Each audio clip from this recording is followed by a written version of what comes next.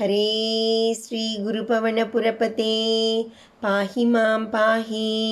தசகம் 99 இரண்டாவது ஸ்லோகம்.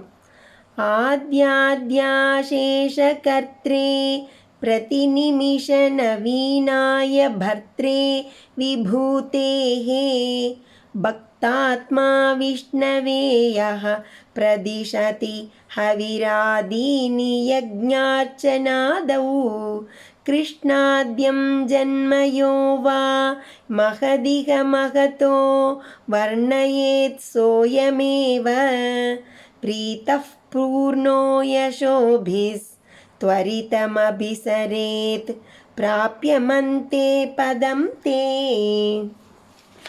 आद्याय अशेष कर्त्रे प्रति निमिष नवीनाय भर्त्रे विभूतेः भक्त आत्मा विष्णवे यः प्रदिशति हविः आदीनि यज्ञ अर्चन आदौ कृष्ण आद्यं जन्म यः वा महत् इह महतः वर्णयेत् सः अयम् एव प्रीतः पूर्णः यशोभिः त्वरितम् अभिसरेत् प्राप्यम् अन्ते पदं ते.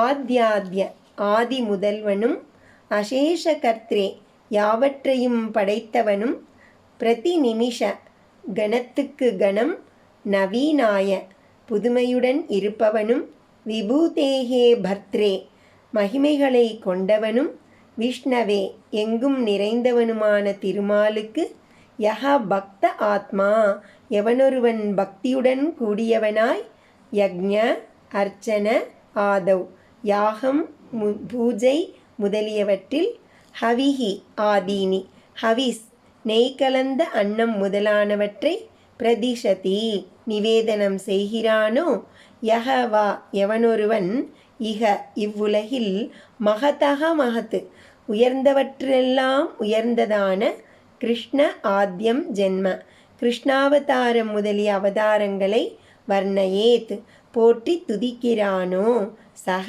அயம் ஏவ அவன்தான் பிரீதகா மன திருப்தியுடன் யசோபிகி பூர்ணகா புகழ் நிறைந்தவனாய் அந்தே பிராப்யம் இறுதியில் அடைய வேண்டியதான தே பதம் உனது பரமபதத்தை திருவடியை துவரிதம் விரைவில் அபிசரேத் அடைவான்.